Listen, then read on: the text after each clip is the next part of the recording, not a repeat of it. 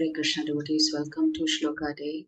Today's Shloka begins with a new chapter, chapter 16, which is titled Daivi Sampat Vibhaga Yoga. Daivashura Sampat Vibhaga Yoga, which is the Lord will be talking about predominantly the demoniac qualities in this chapter, although the chapter begins with the 26 qualities of the Suras, or those who follow the Supreme Lord. Now, there are 3 shlokas clubbed together, and because these 26 qualities are enumerated in detail by Srila Prabhupada, so the purport goes for more than 10-15 slides. It will be difficult for us to complete all the 3 shlokas and the purport in a single session. So I thought we could do shloka 1 today and read what Prabhupada has written about each of the qualities, and then shloka 2 and 3 in the subsequent days. So today we will recite shloka number 1 of chapter 16. Shri Bhagavanuvacha Shri Bhagavanuvacha Abhayam Sattva Samshuddhihi Abhayam Sattva Samshuddhihi Jnana Yoga Vyavasthitihi Jnana Yoga Vyavasthitihi Dhanam Damascha Yajnascha Dhanam Damascha Yajnascha Swadhyayastapa Arjavam. Svadhyayastapa Arjavam. So before we go into the qualities, we will read the entire translation, although we've only done shloka 1. We'll read all the word to word and the translation, and then we'll only focus on the first shloka. Shri Bhagavanu Vacha. Shri Bhagavanuvacha. The Supreme Personality of Godhead said, The Supreme Personality of Godhead said, Abhayam, Abhayam, fearlessness, fearlessness, Sattva Samshuddhihi, Sattva Samshuddhihi, purification of one's existence, purification of one's existence, Jnana, Jnana, in knowledge, in knowledge, Yoga, Yoga, of linking up, of linking up, Vyavasthitihi, Vyavasthitihi, the situation, the situation, Dhanam, Dhanam, charity, charity, Damaha, Damaha, controlling the mind, controlling the mind, Cha, Cha, and and Yajnaha, Yajnaha, performance of sacrifice, performance of sacrifice, Cha, Cha, and and Swadhyayaha, Svadhyayaha, study of Vedic literature, study of Vedic literature, Tapaha, Tapaha, austerity, austerity, Arjavam, Arjavam, simplicity, simplicity, Ahimsa, Ahimsa, non-violence, non-violence, Satyam, Satyam, truthfulness, truthfulness, Akrodhaha, Akrodaha, freedom from anger, freedom from anger, Tyagaha, Tyagaha, renunciation, renunciation, Shantihi, Shantihi, tranquility, tranquility, Apaishunam, Apaishunam, aversion to fault finding, aversion to fault finding, Daya, Daya, mercy, mercy, Bhuteshu, Bhuteshu, towards all living entities, towards all living entities, Aloluktam, Aloluktvam, Alolupvam, freedom from greed, freedom from greed, Mardavam, Mardhavam, gentleness, gentleness, Prihi, Hrihi, modesty, modesty, Achapalam, Achapalam, determination, determination, Tejaha, Tejaha, vigor, vigor, kshama, Kshama, forgiveness, forgiveness, dhritihi, Dhritihi, fortitude, fortitude, shaucham, Shaucham, cleanliness, cleanliness, adrohaha, Adrohaha, freedom from envy, freedom from envy, na, Na, not, not, atimanita, Atimanita, expectation of honor, expectation of honor, bhavanti, Bhavanti, are, are, sampadam, Sampadam, the qualities, the qualities, daivim, Daivim, the transcendental nature, the transcendental nature, abhijatasya, Abhijatasya, of one who is born of, of one who is born of Bharata, Bharata, O son of Bharata. O son of Bharata. Translation: the Supreme Personality of Godhead said, The Supreme Personality of Godhead said, fearlessness, fearlessness, purification of one's existence, purification of one's existence, cultivation of spiritual knowledge, cultivation of spiritual knowledge, charity, charity, self control, self control, performance of sacrifice, performance of sacrifice, study of the Vedas, study of the Vedas, austerity, austerity, simplicity, simplicity, non-violence, non-violence, truthfulness, truthfulness, freedom from anger, freedom from anger, renunciation, renunciation, tranquility, tranquility, aversion to fault finding, aversion to fault finding, compassion for all living entities, compassion for all living entities, freedom from covetousness, freedom from covetousness, gentleness, gentleness, modesty, modesty, steady determination, study, determination, vigor, vigor, forgiveness, forgiveness, fortitude, fortitude, cleanliness, cleanliness, and freedom from envy and from the passion for honor. freedom from envy and from the passion for honor. These transcendental qualities, These transcendental qualities, O son of Bharata, O son of Bharata, belong to godly men belong to godly men endowed with divine nature. endowed with divine nature. So, first we'll look at the overview of how chapter 16 is structured. So, since the title of this chapter is about the divine qualities and the demoniac qualities, the first three shlokas, the Lord speaks about the divine qualities. These qualities are present in devotees of the Lord or are being cultivated sincerely by the devotees of the Lord. And then in shlokas 4 to 9, the Lord talks about the demoniac qualities. Of course, the demoniac qualities is there mentioned in shloka number 4, but then the Lord um, expands on those qualities in shlokas 5 to 9.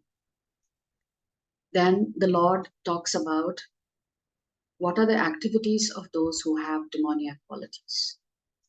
So, whatever qualities we have, that is reflected in the activities that we do. So, everything is interconnected. You know?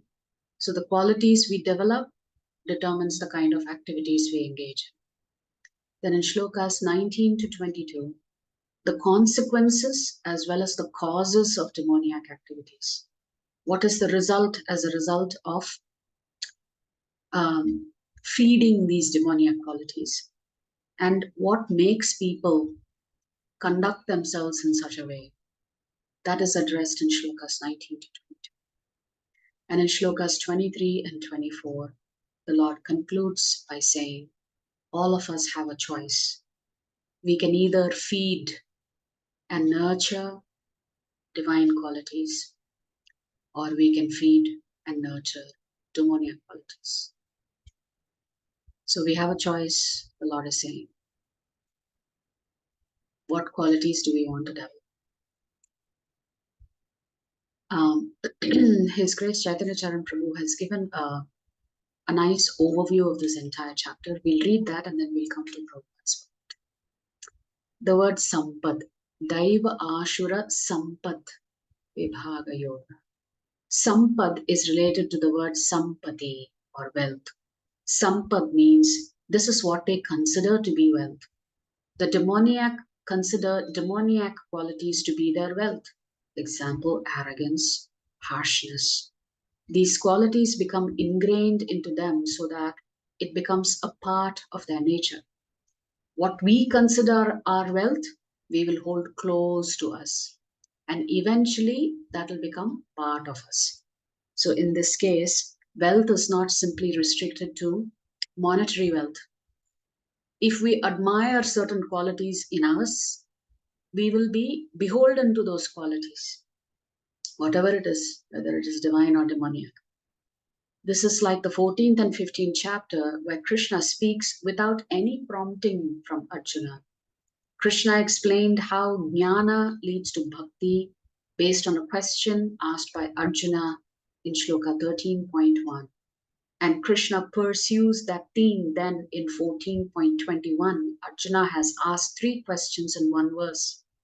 What are the characteristics of the person who has transcended the modes? What is the behavior of such a person? And what is the process to transcend? After that, Arjuna has not asked any question.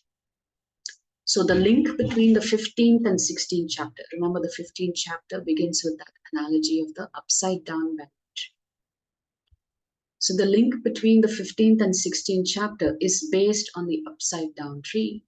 So we discussed in 13.22 that the bija is Purushaha Prakristhohi, that the living entity is situated in material nature. And what is it that makes the living entity situated in Bhunkte Prakriti Jan Gunan, the desire to enjoy the material world? And in this tree, we discuss what waters the tree. It is the modes that nourishes the tree. So the tree was explicitly mentioned in the 15th chapter.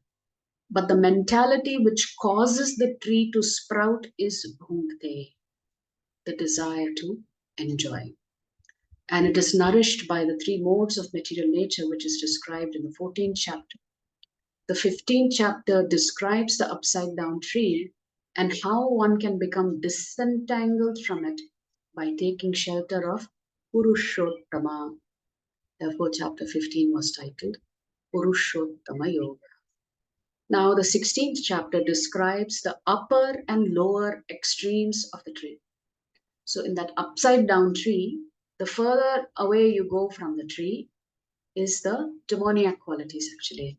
So, the root of the tree is near to Brahmaloka, which either means the spiritual world or abode of Brahmaji, which is also called as Satyaloka.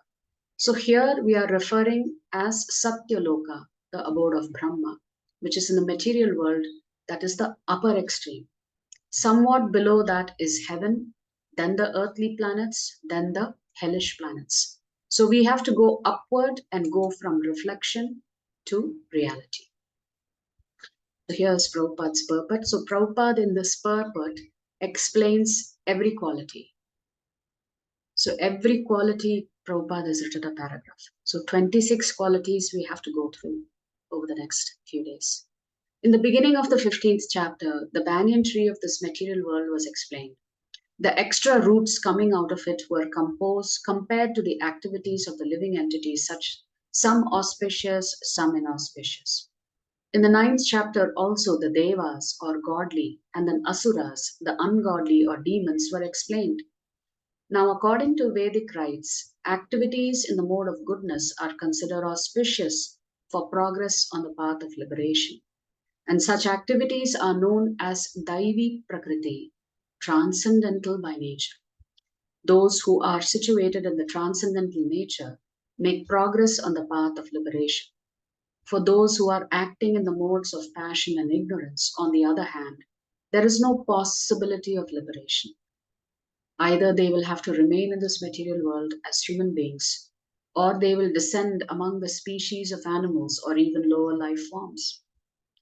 In the 16th chapter, the Lord explains both the transcendental nature and its attendant qualities, and the demoniac nature and its qualities. He also explains the advantages and disadvantages of these qualities. So we're going to begin with the quality abhijatasya. The word abhijatasya in reference to one born of transcendental qualities or godly tendencies is very significant. To beget a child in a godly atmosphere is known in the Vedic scriptures as Garbhadhana Samskara. If the parents want a child in the godly qualities, they should follow the 10 principles recommended for the social life of the human being. That is the samskaras. In Bhagavad Gita, we have studied also before that sex life for begetting a good child is Krishna himself. Sex life is not condemned, provided the process is used in Krishna consciousness. Those who are in Krishna consciousness at least should not beget children like cats and dogs, but should beget them so that they may become Krishna conscious after birth. That should be the advantage of children born of a mother and father absorbed in Krishna consciousness. The social institution known as Varnashrama Dharma, the institution dividing society into 4 divisions of social life and 4 occupational divisions or castes, is not meant to divide human society according to birth. So, this Varna is not according to birth. Such divisions are in terms of educational qualifications. So, the division of the classes happens as per the quality of their intelligence, which is, of course, going to be driven by what you're exposed to in the education system. They are to keep the society in a state of peace and prosperity. The qualities mentioned herein are explained as transcendental qualities meant for making a person progress in spiritual understanding so that he can get liberated from the material. In the Varnashrama institution, the sannyasi, or the person in the renounced order of life, is considered to be the head or the spiritual master of all the social statuses and orders. Actually, in these 26 qualities that the Lord describes, it is divided by Varna and Ashrama. We'll see if we have time to go over it sometime this week. But not all qualities will be present in a single Varna or a single Ashrama. A set of qualities is the focus of a particular ashram or a particular Varna. That is how these 26 qualities come together. In the Varnashrama institution, the sannyasi or the person in the renounced order of life is considered to be the head or the spiritual master of all the social statuses and orders.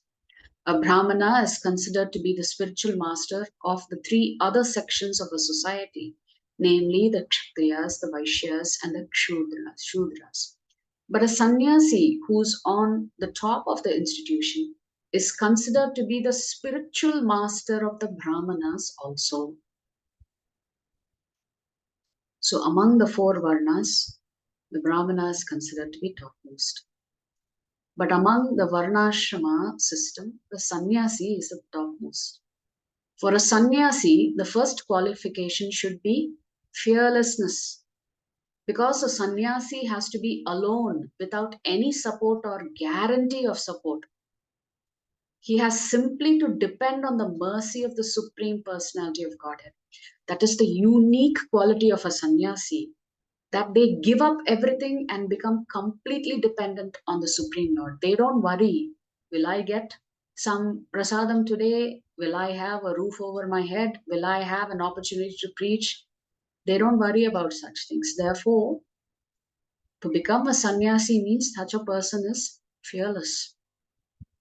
If one thinks, after I leave my connections, who will protect me?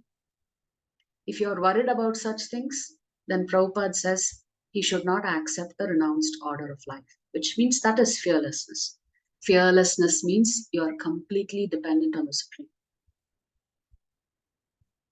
One must be fully convinced that Krishna, or the Supreme Personality of Godhead, in his localized aspect as Paramatma, is always within.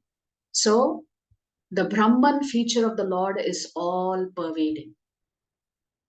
The Paramatma feature of the Lord is localized in each jiva. So one must be fully convinced that Krishna, the Supreme Personality of Godhead, in his localized aspect as Paramatma, is always within, that he is seeing everything, and he always knows what one intends to do. One must thus have firm conviction that Krishna as Paramatma will take care of a soul surrendered to him. I shall never be alone, one should think.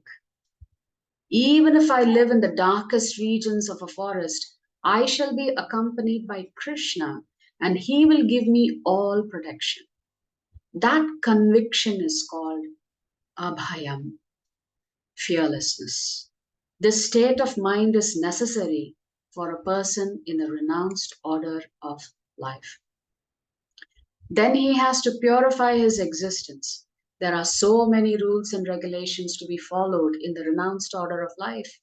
Most important of all, a sannyasi is strictly forbidden to have any intimate relationship with a woman. He is even forbidden to talk with a woman in a secluded place. Lord Chaitanya was an ideal sannyasi, and when he was at Puri, his feminine devotees could not even come near to offer their respects. They were advised to bow down from a distant place.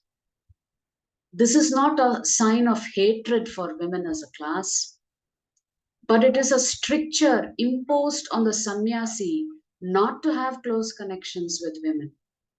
One has to follow the rules and regulations of a particular status of life in order to purify his existence, which means if you're a sannyasi, there are certain sets of rules and regulations that apply to you. If you're a kshatriya, a certain set of rules and regulations apply to you. So different varna, different ashramas have different expectations set. Only if you follow those expectations, you can purify your existence. For a sannyasi, intimate relations with women and possession of wealth for sense gratification are strictly forbidden. So the ideal sannyasi was Lord Chaitanya himself. And we can learn from his life that he was very strict in regards to women. Although he is considered to be the most liberal incarnation of Godhead, accepting the most fallen conditioned souls, he strictly followed the rules and regulations of the sannyasa order of life in connection with association with women.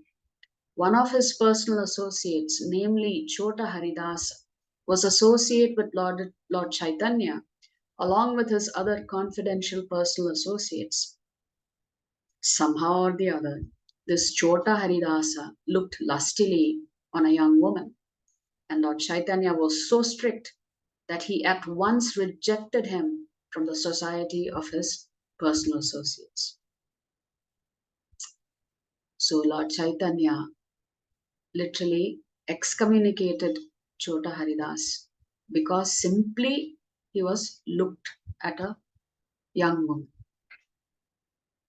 Lord Chaitanya said, for a sannyasi or anyone who is aspiring to get out of the clutches of material nature and trying to elevate himself to the spiritual nature and go back home, back to Godhead, for him, looking toward material possessions and women for sense gratification, not even enjoying them, but just looking toward them with such a propensity, is so condemned that he had better commit suicide before experiencing such illicit desires.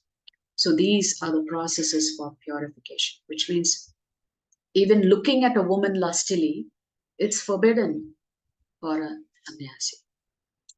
The next item is Jnana Yoga Vyavasthiti, being engaged in the cultivation of knowledge. Sannyasi life is meant for distributing knowledge to the householders and others who have forgotten their real life of spiritual advancement.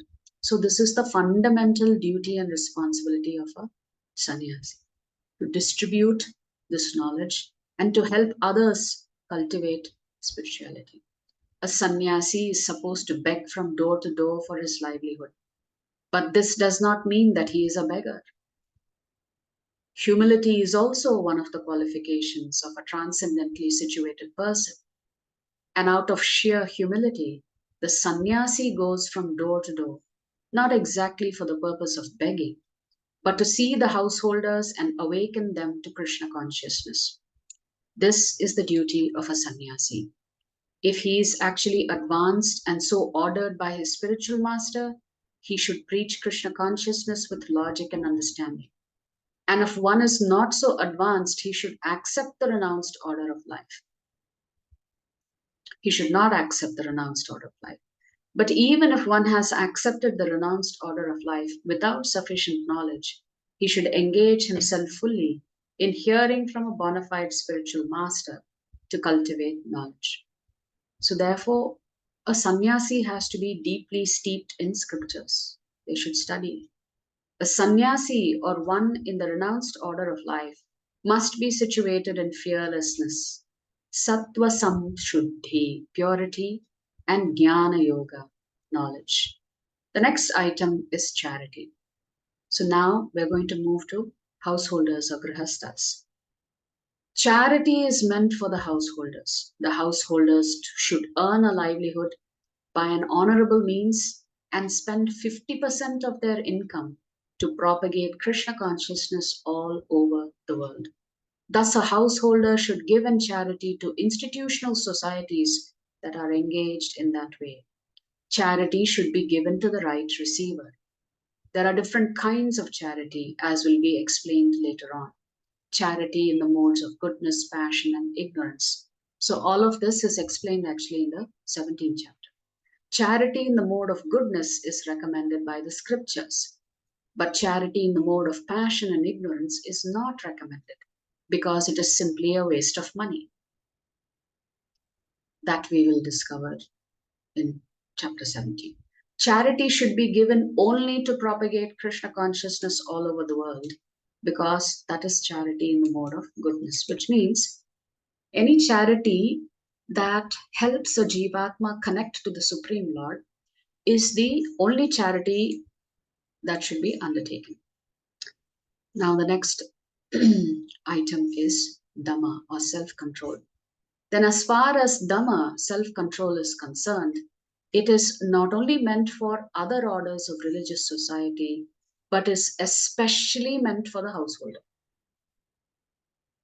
So, all the other varnas and ashramas should also practice self control, but specifically, self control is something that the householder should practice through regulated life. Although he has a wife, a householder should not use his senses for sex life unnecessarily. There are restrictions for the householders even in sex life, which should only be engaged in for the propagation of children, which means even in a marriage, the sexual desire should only be satisfied if the couple is wanting to have children. If you're past the age of having children, then sex life has to be completely given up, even in a married life. If he does not require children, he should not enjoy sex life with his wife. That means Prabhupada is actually saying a woman should not be used like a machinery by the man simply to enjoy himself. And of course, vice versa. Modern society enjoys sex life with contraceptive methods or more abominable methods to avoid the responsibility of children.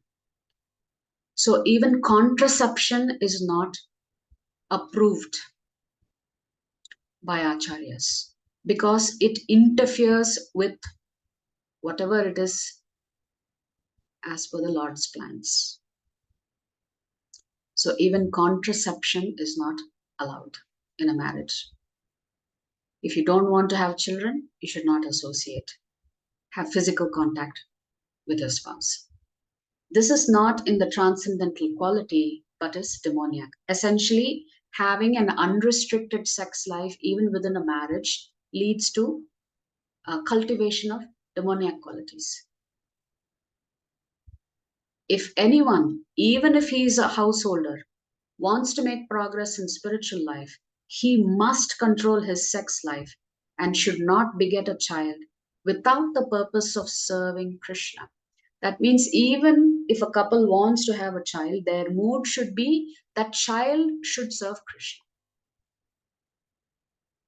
Therefore, the child should be introduced to Krishna consciousness even when the child is in the womb. If he is able to beget children who will be in Krishna consciousness, one can produce hundreds of children.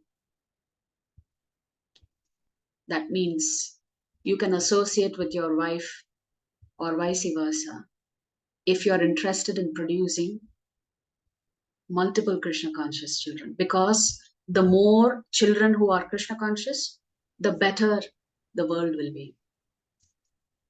But without this capacity, one should not indulge only for sense pleasure. So that means ultimately, sex life is only for the purposes of begetting Krishna conscious children. Therefore, the samskaras are important. Sacrifice is another item to be performed by the householders. So, charity, self control for the householders, and now sacrifice. Because sacrifices require a large amount of money, those in other orders of life, namely Brahmacharya, Vanaprastha, and Sannyasa, have no money. They live by begging. So, performance of different types of sacrifice is meant for the householders. They should perform Agnihotra sacrifices as enjoined in the Vedic literature. But such sacrifices at the present moment are very expensive, and it is not possible for any householder to perform them. The best sacrifices recommended in this age is called Sankirtana Yajna. This Sankirtana Yajna, the chanting of Hare Krishna, Krishna Krishna, Hare Hare, Hare Rama, Rama Rama, Hare Hare, is the best and most inexpensive sacrifice. Everyone can adopt it and derive benefit. So these three items, namely charity, self-control, and performance of sacrifice, are meant for the householder. Then Swadhyaya, Vedic study, is meant for the brahmacharya or student life. Brahmacharis should have no connection with women. They should live a life of celibacy and engage the mind in the study of Vedic literature for cultivation of spiritual knowledge. This is called Swadhyaya. Tapaha or austerity. It's especially meant for the retired life. One should not remain a householder throughout his whole life. He must always remember that there are four divisions of life: brahmacharya, grihastha, vanaprastha, and sannyasa. That means the vanaprastha should be prepared to live an austere life. After he's finished in his grihastha stage, he should retire. So after grihastha householder life, one should retire. If one lives for 100 years, he should spend 25 years in student life, 25 in householder life, 25 in retired life, and 25 in the renounced order of life. So this is how the ashramas are also divided. First 25 years, student. Next 25 years, married life. Next 25 years, retired life. And the final 25, preparing for to go back to the spiritual world. These are the regulations of the Vedic religious discipline. A man retired from household life must practice austerities of the body, mind, and tongue. That is tapasya. The entire Varnashrama Dharma society is meant for tapasya. Without tapasya or austerity, no human being can get liberation. The theory that there is no need of austerity in life, that one can go on speculating and everything will be nice, is recommended neither in the Vedic literature nor in Bhagavad Gita. Such theories are manufactured by show bottle spiritualists who are trying to gather more followers. So we have to be careful about who we choose to follow. Because some personalities are there in current culture who will just tell you whatever you want to hear, simply because when you want to hear and when you want to be cheated, they will also accumulate more followers. If there are restrictions, rules, and regulations, people will not become attracted. Therefore, those who want followers in the name of religion just to have a show only don't restrict the lives of their students nor their own lives. But that method is not approved by the Vedas. As far as the Brahminical quality of simplicity is concerned, not only should a particular order of life follow this principle, but every member, be he in Brahmachari ashrama, Grihastha ashrama, Vanaprastha ashrama, or Sannyasa ashrama, one should be very simple and straightforward. We should not practice duplicity. Definitely among devotees, we should not practice it. So we should be very careful. So these are the qualities that were listed in the first shloka, and it ended with Arjavam, which is simplicity. So tomorrow we'll pick up shloka number 2 and look at the rest of the characteristics of the divine qualities.